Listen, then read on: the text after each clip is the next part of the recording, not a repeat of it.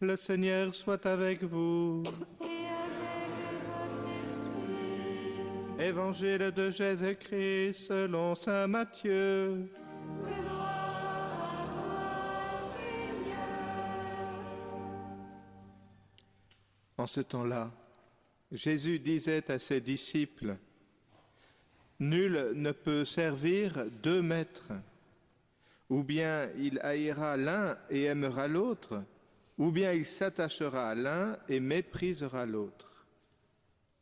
Vous ne pouvez pas servir à la fois Dieu et l'argent. C'est pourquoi je vous dis, ne vous souciez pas pour votre vie de ce que vous mangerez, ni pour votre corps de quoi vous le vêtirez. La vie ne vaut-elle pas plus que la nourriture et le corps plus que le vêtement? Regardez les oiseaux du ciel. Ils ne font ni semaille, ni moisson. Ils n'amassent pas dans des greniers. Et votre Père céleste les nourrit.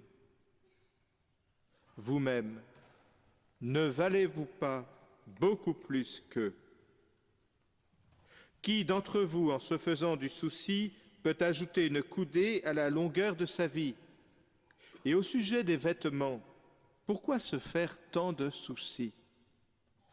Observez comment poussent les lys des champs. Ils ne travaillent pas, ils ne filent pas. Or, je vous dis que Salomon lui-même, dans toute sa gloire, n'était pas habillé comme l'un d'entre eux. Si Dieu donne un tel vêtement à l'herbe des champs qui est là aujourd'hui, qui demain sera jetée au feu, ne fera-t-il pas bien davantage pour vous? Hommes de peu de foi, ne vous faites donc pas tant de soucis. Ne dites pas qu'allons-nous manger, ou bien qu'allons-nous boire, ou encore avec quoi nous habiller. Tout cela, les païens le recherchent. Mais votre Père céleste sait que vous en avez besoin. Cherchez d'abord le royaume de Dieu et sa justice, et tout cela vous sera donné par surcroît. Ne vous faites pas de soucis pour demain. Demain aura souci de lui-même.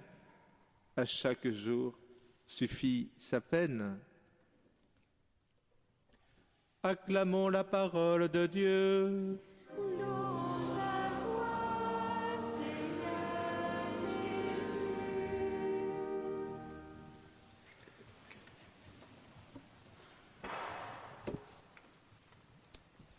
Frères et sœurs, je m'octroie un grand privilège aujourd'hui, c'est celui de prêcher assis, comme le font les évêques. Voilà. Mais la raison, c'est simplement que j'ai été opéré vendredi, on m'a retiré les 2 saphènes internes et externes de la jambe droite. Et donc je suis encore évidemment marqué par cette opération qui a eu lieu. Donc il y a un peu de douleur, ça c'est une chose, mais surtout il ne faut pas que je reste trop longtemps en station debout sans bouger la jambe. D'où le fait que j'essaie de rester le plus longtemps assis tant que je le peux. Mais sinon tout va bien, hein. Je dois même marcher 1 heure aujourd'hui, donc vous voyez. L'évangile que nous venons d'entendre pourrait nous laisser penser que Jésus est inconscient, insouciant, et que par conséquent ses propos, en tout cas aujourd'hui, ne peuvent pas beaucoup nous parler. Ce serait oublier l'introduction que nous avons entendue avant que Jésus ne nous dise « Ne vous souciez pas de ». Vous avez bien entendu ce qu'a dit Jésus. Vous ne pouvez pas servir 2 maîtres, Dieu et l'argent. Et par conséquent, cela nous oblige à écouter ce que nous avons ensuite reçu comme enseignement, comme la mise en lumière de cette radicale distinction que nous faisons, que nous devons faire entre Dieu est l'argent? Qui est notre maître? Si c'est l'argent, nous serons dans la perspective de prévoir, d'accumuler. Nous serons dans la perspective de nous enrichir, toujours plus. Parce que la logique de l'argent, si c'est un maître et non pas un moyen, la logique de l'argent, c'est de nous laisser croire que c'est lui qui va nous permettre de vivre. Cette idole fait que nous croyons naïvement que parce que nous avons de l'argent, nous sommes hors de danger. Alors je voudrais simplement, sans offusquer personne, je voudrais simplement vous inviter à compter le nombre de pulls que vous avez dans votre armoire, le nombre de manteaux que vous avez dans votre armoire, le nombre de paires de chaussures que vous avez. Et simplement, s'il y a des choses que vous ne mettez jamais pendant 1 an, donnez-les aux pauvres. Elles n'ont rien à faire dans votre armoire. Ça ne sert à rien, ça vous encombre et ça ne vous apporte rien.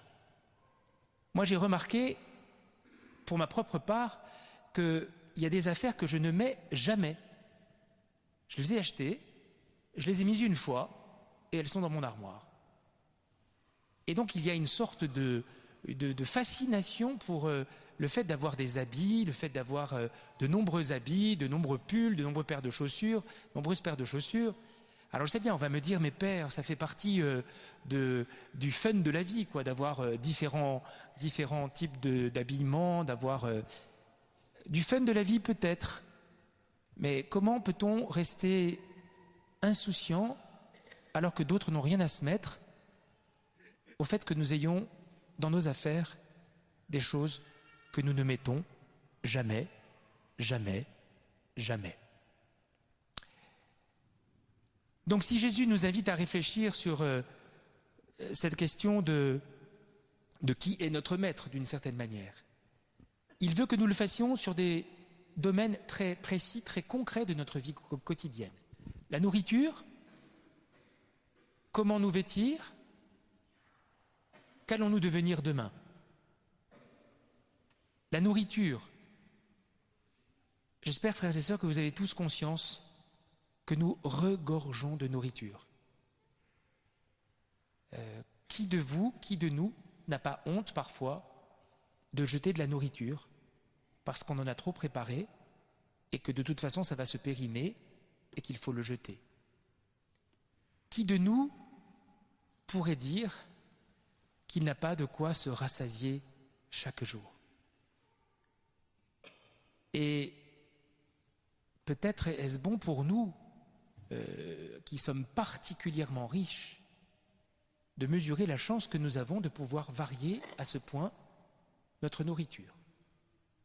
Ah ben aujourd'hui j'aimerais bien manger ça. Ah ben non, je préférerais ça. Il y a des gens qui mangent du riz tous les jours, 365 jours par an. Certains ne mangent même pas tous les jours. Tant mieux que nous puissions varier notre nourriture, hein, ça rend la vie beaucoup plus agréable. Simplement, il faut de temps en temps pouvoir s'arrêter un peu et puis se dire, mais est-ce que je prends conscience de la chance que j'ai de manger à ma faim? C'est d'abord une chose, mais surtout de manger une nourriture aussi variée. Et je pense que de ce point de vue-là, nous avons, adultes, à jouer un rôle éducatif pour les enfants. Il n'est pas tolérable qu'un enfant ne veuille pas manger parce que ça ne correspond pas à ce qu'il aimerait manger aujourd'hui. Il n'est pas tolérable qu'un enfant se serve trop et qu'il jette la moitié de son assiette parce qu'il n'a plus faim. Pardonnez-moi, hein, je dis ça, je n'ai rien contre les enfants et je n'ai rien contre le fait qu'ils aiment manger de bonnes choses.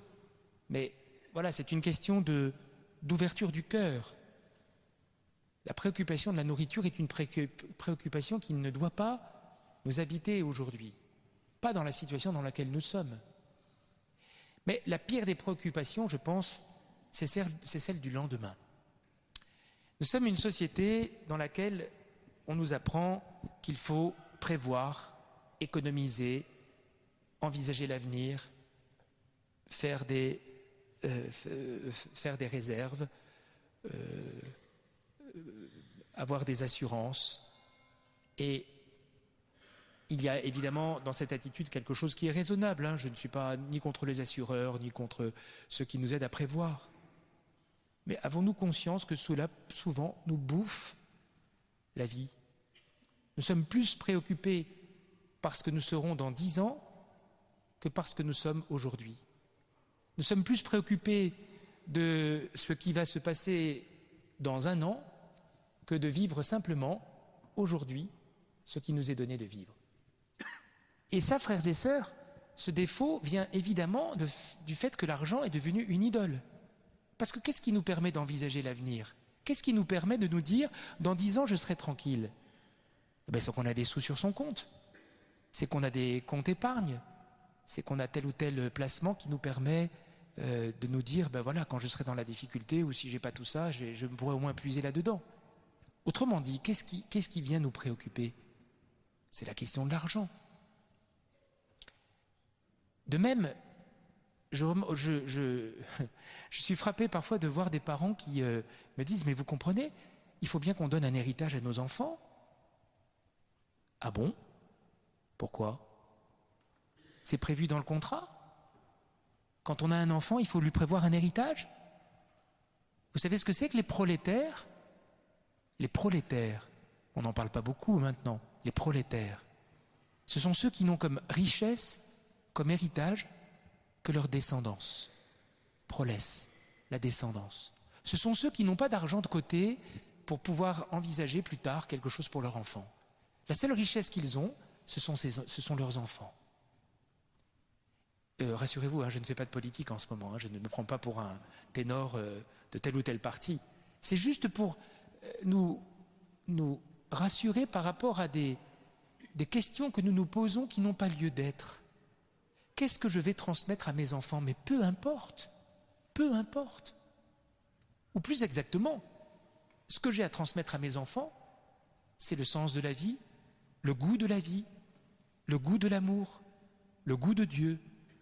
Ça, bien sûr, ça, il faut le transmettre. Et il faut tout faire pour que nos enfants, que vos enfants puissent avoir ce goût. Mais le reste, c'est un piège. Qui de nous ne pourrait pas témoigner du fait que des familles ont été divisées au moment d'un héritage pour des histoires de fourchettes? Faut-il que nous soyons assez bêtes pour penser que ce qui est plus important, c'est ce que nous allons hériter de nos parents plutôt que l'amitié et l'amour que nous avons pour nos frères et sœurs? Faut-il que nous soyons assez bêtes pour tomber dans le piège de l'idole argent? Qu'est-ce que ça nous apporte de plus? Faut-il rester fâché avec son frère ou sa sœur parce qu'elle a eu plus d'héritage que moi? C'est donc cela qui est important? Faut-il que nous soyons assez bêtes pour penser que l'argent fait notre bonheur? C'est tout simplement ce que dit Jésus dans cet évangile. Et quand il nous dit « Ne vous préoccupez pas de demain, à chaque jour suffit sa peine ». Je me rappelle toujours la discussion avec un fiancé que je préparais au mariage avec sa fiancée, et on parlait de la question des enfants, de la fécondité du couple. Et alors je leur disais, voilà, c'est important que vous puissiez, si vous le pouvez, avoir des enfants, parce que ça fait partie intégrante de la fécondité de l'amour. Réponse du fiancé: écoutez père, dans le monde dans lequel nous sommes, moi je ne sais pas comment je pourrais les élever, donc je préfère ne pas en avoir. Je lui ai répondu du tac au tac: tu sais, tu seras peut-être mort au moment de la naissance, tu n'auras pas à t'en occuper. Écoutez, pourquoi se faire du souci pour le lendemain? C'est absurde. Ah, vous comprenez, mon père, dans la société dans laquelle nous sommes aujourd'hui, on ne sait pas très bien ce qui va se passer, et alors? Et alors? Pour cela, il faut être victime de la peur. Dieu nous a fait de nous des êtres habités par la peur. Ou nous a-t-il donné un esprit de force, un esprit d'amour, qui nous fait envisager l'avenir avec confiance? Qu'est-ce que ça veut dire envisager l'avenir avec confiance? Ça veut dire que je m'appuie sur le présent pour me projeter dans l'avenir. Je ne suis pas en train de penser à l'avenir pour, en quelque sorte, me faire peur. Je vous donne un autre exemple. Quand un couple se marie, il se marie aujourd'hui pour 50 ans. Alors les gens me disent, vous vous rendez compte, 50 ans? 50 ans. Mais c'est pas pensable. Alors moi je leur dis, quand vous vous mariez pour toujours, ça veut dire que vous vous mariez pour aujourd'hui. Et si vous vous rendez capable de vous marier pour aujourd'hui, vous vous rendez capable de le faire pour demain. C'est inutile d'envisager dans 50 ans, quand votre épouse sera laide, quand vous serez paralysé et que vous serez dans un EHPAD. Commencez par vivre le temps présent. Commencez par vivre le temps présent. Si vous vous donnez aujourd'hui la joie de vivre l'amour qui vous est donné, vous vous donnez la force de le vivre demain. C'est cela l'espérance. Ce n'est pas se projeter bêtement dans l'avenir que nous ne contrôlons pas. C'est accepter que le présent nous permette d'envisager avec sérénité le futur. C'est cela l'espérance chrétienne. Et c'est exactement ce que Jésus nous dit. Il nous dit, ne vous préoccupez pas du lendemain, à chaque jour suffit sa peine. Et il ajoute, cherchez le royaume de Dieu et sa justice, et le reste vous sera donné par surcroît. Dernière chose, frères et sœurs, vous allez trouver que je suis un beau parleur ce matin. En plus, je suis assis, donc je ne me fatigue même pas. Moi, une question qui m'a toujours habité par rapport à cet évangile, Jésus dit, mais ne vous inquiétez pas de la nourriture, ne vous inquiétez pas du vêtement, ne vous inquiétez pas du lendemain. Et puis je vois des gens qui meurent de faim. Je vois des gens qui n'ont pas de vêtements. Je vois des gens qui ne peuvent même pas envisager l'avenir tellement le présent est difficile pour eux. Et je me dis, mais alors est-ce que Jésus nous aurait menti? Ces gens qui meurent de faim dans le monde, est-ce que Jésus les aurait oubliés? Ces gens qui sont abandonnés, Dieu ne les regarderait pas? Et alors qu'est-ce que nous raconte Isaïe quand il nous dit que Dieu est comme une mère qui ne nous abandonnera jamais? Est-ce que Dieu nous mentirait? Grave question, n'est-ce pas? Eh bien la réponse est toute simple, frères et sœurs. La réponse, elle est dans le fait que celui qui a doit donner à celui qui n'a pas. Jésus dit dans l'évangile de Matthieu au chapitre 25, « J'avais faim, vous m'avez donné à manger. J'étais nu, vous m'avez habillé. J'étais malade, vous m'avez visité. » Pour ceux qui n'ont pas la grâce de pouvoir manger à leur faim, il y aurait normalement ceux qui sont à côté qui ont de quoi manger. Comment se fait-il que nous ayons de quoi manger et que nous ne nous soucions pas de ceux qui n'ont rien? Faut-il que nous soyons centrés sur nous-mêmes? La vraie réponse de l'Évangile, quand il nous dit « ne nous vous souciez de rien », elle est pour nous qui avons tout. Elle est pour que nous ayons le souci de ceux qui n'ont rien. Et ainsi, Dieu, effectivement, prend soin de chacun. Il prend soin de chacun par le fait qu'il permette que ceux qui ont veillent sur ceux qui n'ont pas, que ceux qui sont habillés veillent sur ceux qui sont nus, que sur ceux qui sont bien portants veillent sur ceux qui sont malades. C'est cela, la charité. C'est cela le mystère de Dieu en notre monde. Alors je vais terminer par une magnifique prière que j'ai reçue l'autre jour, mais que je connaissais déjà, qu'on trouve très facilement sur Internet. C'est la prière qui a été trouvée sur une petite sœur du Sacré-Cœur qui a été tuée en Algérie le 20 novembre 1995. Elle est magnifique cette prière, écoutez-la bien. Vis le jour d'aujourd'hui, Dieu te le donne, il est à toi, vis-le en lui. Le jour de demain est à Dieu, il ne t'appartient pas. Ne porte pas sur demain le souci d'aujourd'hui. Demain est à Dieu, remets-le lui. Le moment présent est une frêle passerelle. Si tu le charges de regrets d'hier, de l'inquiétude de demain, la passerelle cède et tu perds pied. Le passé, Dieu le pardonne. L'avenir, Dieu le donne. Vis le jour d'aujourd'hui en communion avec lui. Et s'il y a lieu de t'inquiéter pour un être bien-aimé, regarde-le dans la lumière du Christ ressuscité. Vivons cet aujourd'hui de Dieu, ce maintenant, sous le regard bienveillant de la Vierge Marie, qui nous aide à recevoir tout de Dieu pour pouvoir chanter sa gloire. Amen.